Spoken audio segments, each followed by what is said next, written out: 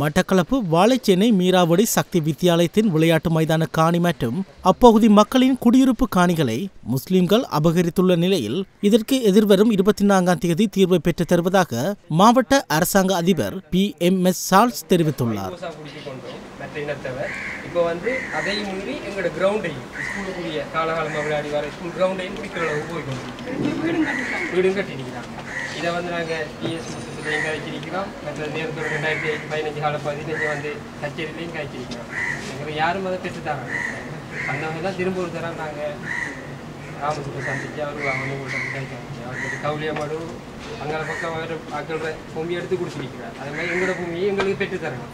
யார் மூலமோ எங்களோட பூமி எங்களுக்கு வேணும்.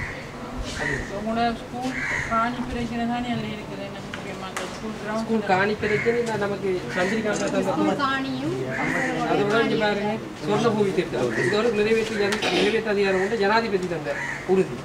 அந்த பூமி இப்படி இருந்தும் இந்த பூமிக்குள்ள வேற ஒரு ஆள் வந்து குடியிருக்கிறாங்க. அவைக்கு அங்கே அந்த இடத்துல மரியாதை இல்லாத மாதிரி கவர்மெண்ட் பூமி வந்து இந்த பொய் பூமி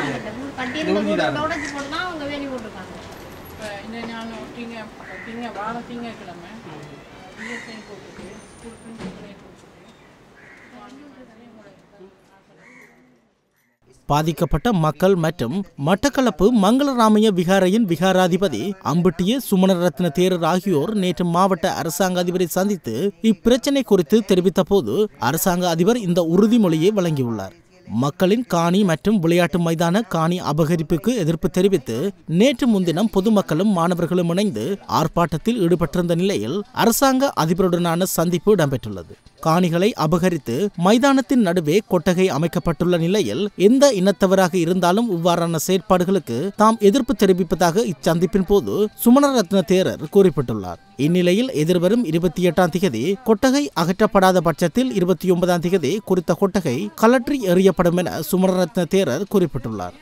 இதேவேளை மட்டக்களப்பு அரசாங்க அதிபரை பதவி விலக்க வேண்டும் என அண்மைய காலமாக சிலர் ஆர்ப்பாட்டம் நடத்தி வந்த நிலையில் அதற்கும் எதிர்ப்பு தெரிவித்த தேரர் அரசாங்க அதிபரை வெளியேற்றி இந்த பிரச்சனையை மூடி மறைக்க முற்படுவார்களாயின் மாவட்ட செயலகம் தீக்கிரையாக்கப்படும் என்றும் எச்சரிக்கை விடுத்துள்ளார்.